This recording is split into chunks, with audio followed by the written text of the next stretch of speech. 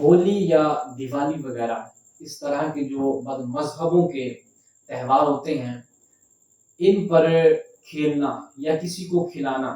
یا اس حوالے سے کسی بھی قسم کی مدد کرنا، ہولی میں ان کے رنگ پھینکنا ہوتا ہے تو ان کو رنگ پرووائڈ کرنا، اس طرح کے جو بھی افعال ہیں کہ جو ان کے ہاں مددگار تصور کیے جائیں گے، تو شریعت مطہرہ نے اس کو قطعی طور پر حرام قرار دیا ہے۔ اور ایسے شخص کے لیے حکم یہ ہے کہ وہ صدق کے دل سے توبہ کرے، اللہ کی بارگاہ میں رجوع لائے، کیونکہ یہ ایسا فعل ہے کہ جس میں اس نے بد مذہبوں کی مدد کی ہے۔ تو بد مذہبوں کی ان کے مذہب کے حوالے سے مدد کرنا یہ قطعی طور پر حرام ہے۔ اسی طرح ان کے تہواروں پہ سٹال وغیرہ لگانا، کہ کیونکہ ان کے جو تہوار ہوتے ہیں، جو سٹال لگائے جائیں گے اس میں ان تہواروں کی مناسبت سے اشیاء رکھی جائیں گی اور وہ بیچی جائیں گی، تو اس پر بھی ان تہواروں کی اور ان ہندوؤں کی ان بد